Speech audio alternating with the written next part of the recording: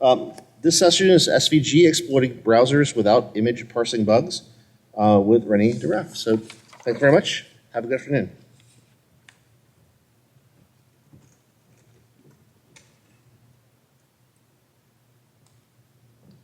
Good afternoon, folks. Thank you for coming out.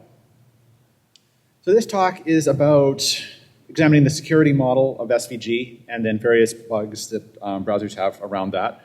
I'm not going to be giving actual exploit code here. I'm not going to be popping calc or anything fun like that. That's for you guys if you're interested in that sort of thing. I don't do exploits. I just do finding bugs. So to start off here, let's give a brief overview of what SVG is. So it stands for Scalable Vector Graphics. It's an XML-based format for vector graphics as opposed to rasterized graphics. It's developed by the W3C. They're currently in version 1.1, which was published about 3 years ago, although the format dates back about 15 years. There's a version 2.0 in development, which has a bunch of new stuff and looks like it's going to have an expanded attack surface, but I haven't done any investigation on that yet. All of the major browsers support SVG natively, Internet Explorer being the last one to add support in 2011, but native support's been growing ever since about 2004 when Conqueror added it in. So SVG is a fairly simple format, at least if you're doing simple stuff, whereas that's all I really need for this. So here I have an SVG that it's a square box and it draws a circle in it. And the circle is gray. So when I render it, it looks like this. Nothing fancy. Art skills are not required for doing security research. There's a number of ways to use SVG in an HTML document. Obviously, since it's an image, you can do it with the image tag, or as a CSS resource, like background image or something. But you can also use SVG as a nested document using an object, embed, or iframe tag. And the static image contexts and nested image contexts are different, and we'll be coming back to that more as we go on. You can also drop an SVG inline into HTML5, which has some somewhat different properties that standards committees and browsers don't seem to entirely agree on yet. And then you can draw SVG onto canvas tags, and there's probably some other way to do SVG that I haven't thought of. There's a number of interesting properties that SVG has from an attack surface perspective. First off, you can apply CSS style sheets to it. So here we have an inline style sheet that changes the color of the circle to orange. Or we can do the same thing with an external style sheet. And we render it, it looks like this, an orange circle, woohoo. You can also script SVG with JavaScript. So here I have an inline script that puts a red border on the SVG. And of course, you can also do that with an external JavaScript file. And I render that, I get this. Next, you can embed external objects or external images into an SVG. So here I use an SVG image tag to embed another SVG, although I could just as well use a raster file there, like a PNG or something. The SVG's image tag is also considered a static image context, like HTML's image tag. So this one is this image, it's half the height, half the width, and it's set at the center. So when I render it, what I get is a smaller circle overlapping in the bottom right corner. You can also embed HTML into SVG, just in case things weren't convoluted enough, using the foreign object tag. So here I've got a foreign object that contains XHTML, and inside that I have an object tag, or an HTML object tag, which links another SVG. So this is a way that I can get SVG as a nested document inside of an SVG. And when I render it, it looks the same as the previous image in image 1. It's offset, there's a smaller circle offset from the center. So since SVG can do just about anything that HTML can do, the attack surface is very similar. You can do XML attacks like your billion laughs or your various other entity-based attacks. You can attack the DOM using JavaScript.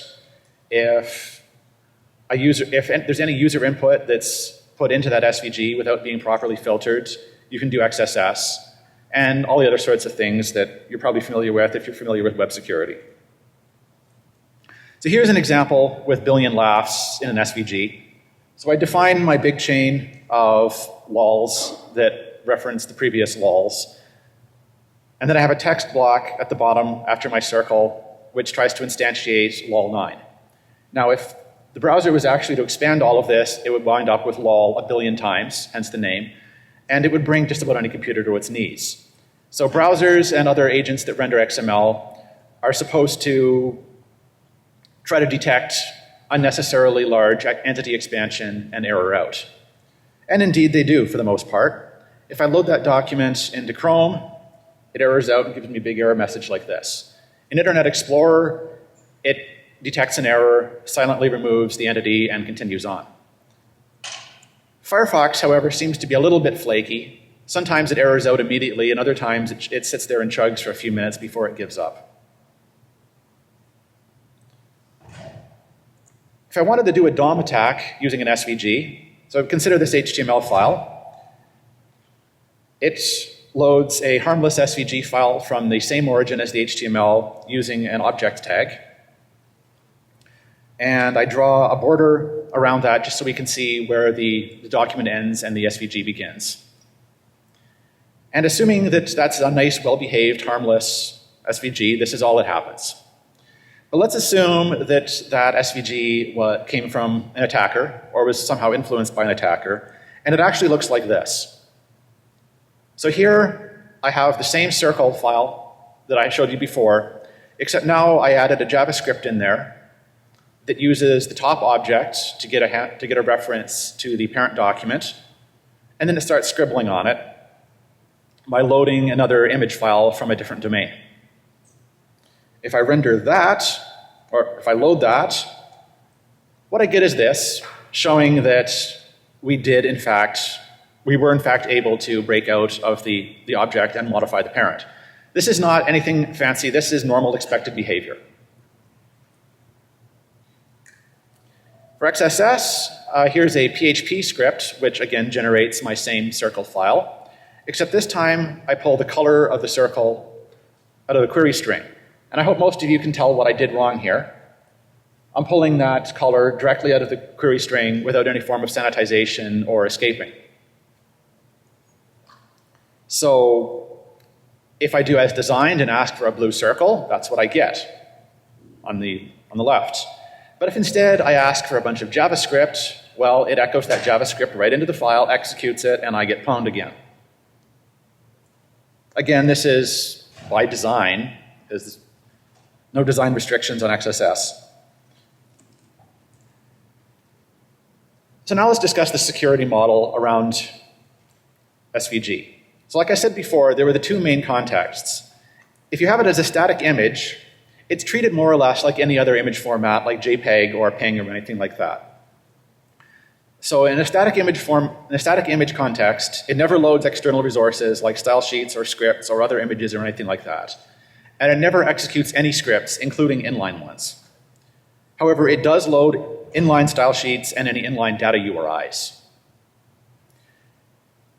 Instead, if you load the SVG as a nested document, it's treated pretty much just like HTML. It'll load external resources of any type. It will execute any scripts. Same origin policy applies. Sandboxed iframes disable script execution just like they do with HTML. And browsers need to be careful that when they're loading external resources, that they never load a document as a child of itself.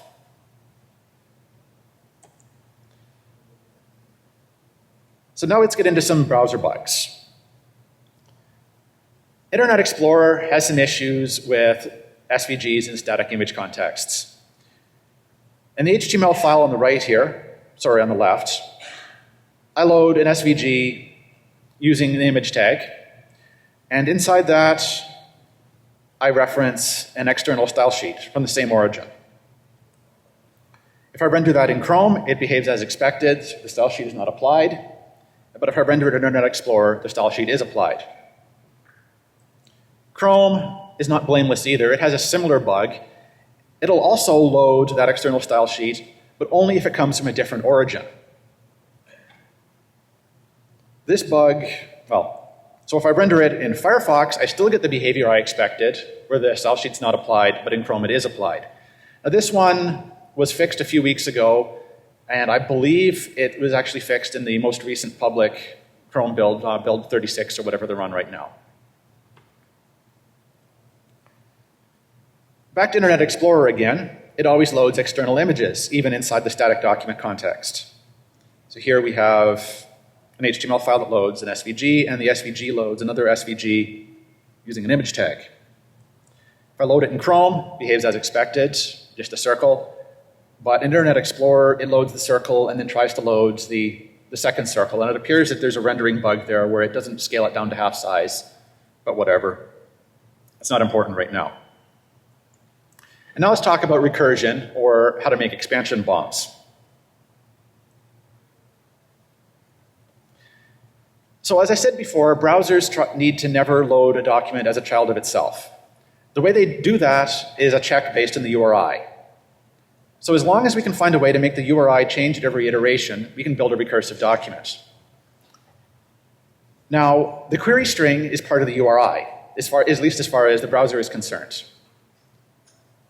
But if you request a static file off an HTTP file server and give it a query string, the server will ignore the query string. As far as it's concerned, every image with every file with the same name but a different query string is the same. But the browser thinks they're different. So we can try to use a client-side script to change the query string every time we reload our recursive document. Now we can't use SVG image to load the nested documents because that's a static image context and we don't run scripts there. So instead, we'll put a foreign object with an HTML object inside of our SVG. Internet Explorer is documented as not supporting foreign object, and it doesn't actually render it. But it turns out that despite not supporting it, they load external documents and run scripts inside it. So here's my test file.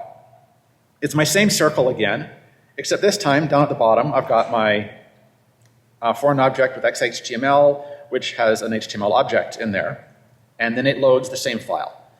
But then before it loads, I have a JavaScript which pulls a integer off the query string, adds 1 to it, and then appends it to my link. If I render this in Firefox, I get an entirely sensible behavior. It recurses 10 times and then stops. I guess it decides that stop loading nested sub-resources at depth of 10. If I load it in Chrome, though, it's not quite so happy. On my test VM, which was a Windows VM with not a particularly huge amount of memory, it would run 241 iterations before the tab crashes. It looks like it's a Stack Overflow. If I ran it on a different system with more memory, it would run up to 1,000 iterations and it would stop at that point. So I'm guessing that I never got around to checking the code, but it looks like they're trying to cut off loading nested sub-resources at a depth of 1,000, which I think is excessive. And in some cases, the system runs out of memory or runs out of stack or something before it actually reaches that limit of 1,000. Internet Explorer is slightly more stable. It will load my nested subdocument about 4,000, well, something in excess of 4,000 iterations on my test VM before its tab crashes. Now remember how I was saying that Internet Explorer will load static images inside static images. We can't run JavaScript in there, but what happens if you try to use a server-side script to change the link every time?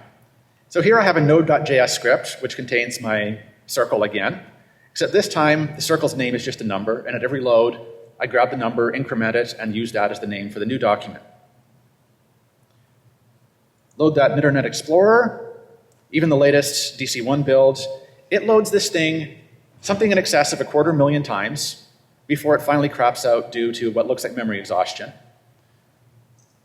So 250,000 times, that's reasonable. You're unlikely to have to actually be able to post 250,000 attacker-controlled images on a different server. But if you want to try to do something unpleasant, like try to run up somebody's data plan bill, you might be able to use some trick like this. Now let's take an aside and talk about content security policy for a bit. Hopefully a lot of you are somewhat familiar with it. It's an exploit mitigation system. It lets the server define policies which restrict allowed sources for scripts, styles, images, and whatnot. So these resources can only come from whitelisted origins.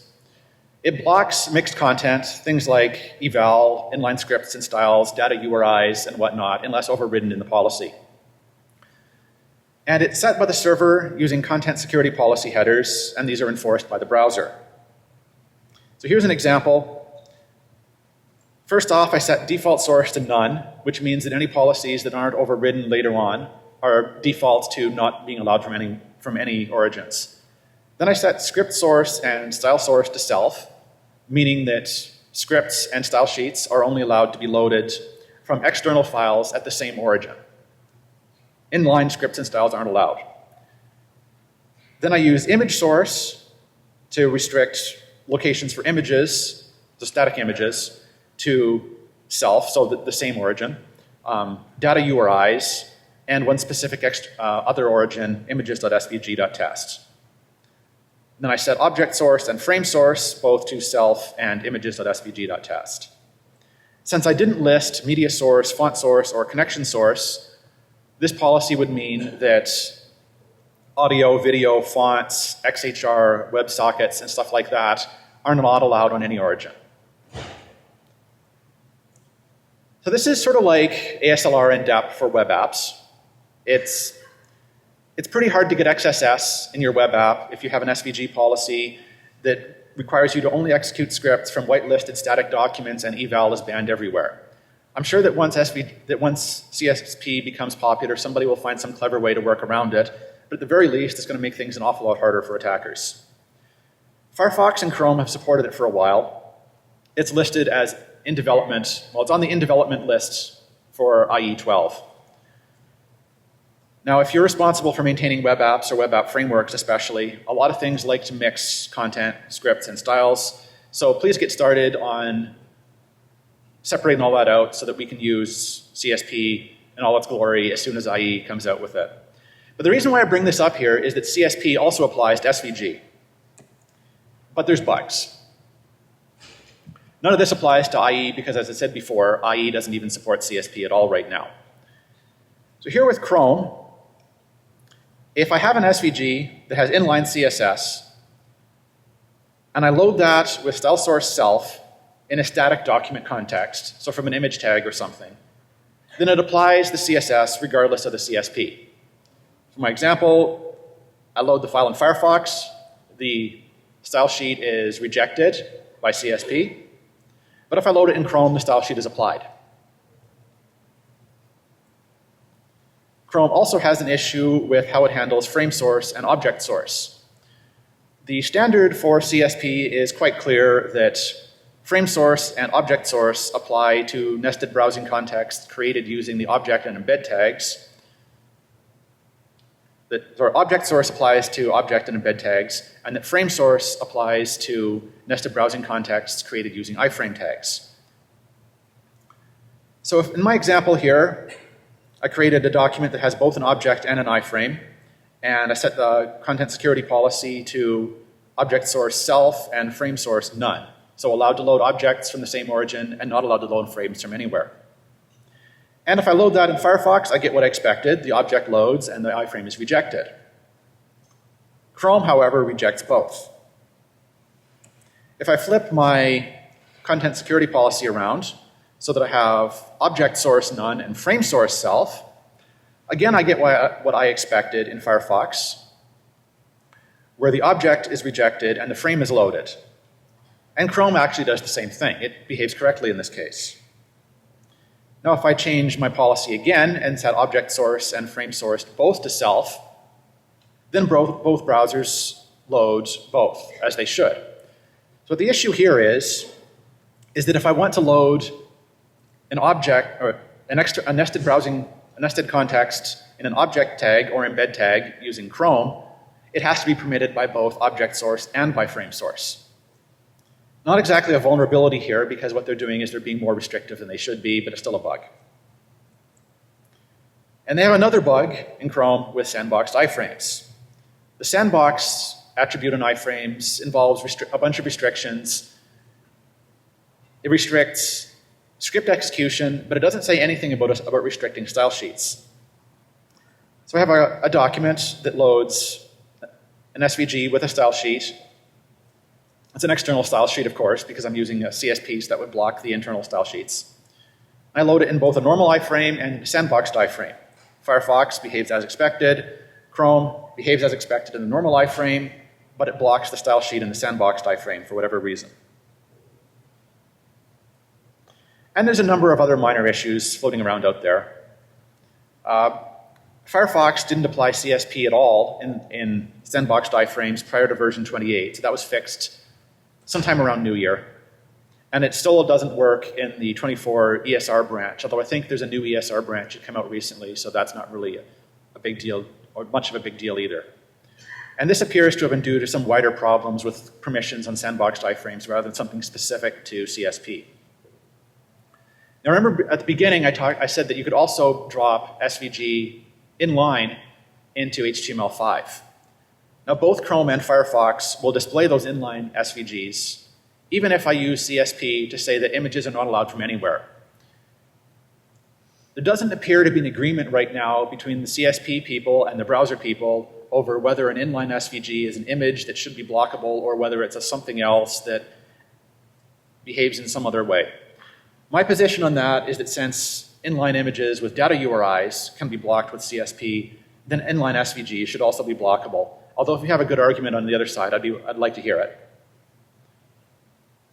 And if you recall from before, when I was saying that Chrome was incorrectly loading cross-origin style sheets from static images, putting style source with CSP didn't affect that either. So the lessons to be learned from all of this, if you're using SVG for anything, is to treat SVG more like you would HTML rather than like how you would like any normal static image file like a PNG or a JPEG or whatever. If you're ever loading an untrusted SVG as an object or iframe, make sure it's not the same origin as other trusted content so that you can let same origin policy help you out. If you're loading the SVG as a static image, well then you don't have as many options because you can't use JavaScript and whatnot in it. But it's safer if there's untrusted content in there. Another takeaway from this is even today, browsers still have difficulty enforcing the basic browser security rules. And finally, CSP is your friend. Use it. Even if you can't use it right away due to legacy requirements, try to design new code to be CSP compatible. I know there's a lot of work in making everything in the web CSP compatible, but if every time there's a conference, some guy jumps around and does the Steve Ballmer monkey dance telling you how you need to use CSP, maybe people will slowly start picking up on it. And there's some future work, things I didn't get around to, and a bunch of references on SVG and CSP and the rules for static images and how to integrate SVG with other things in case anyone's interested.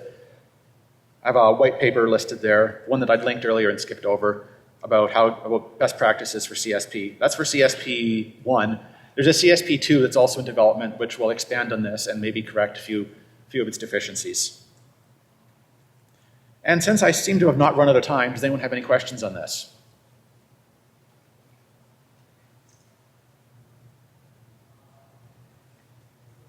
No?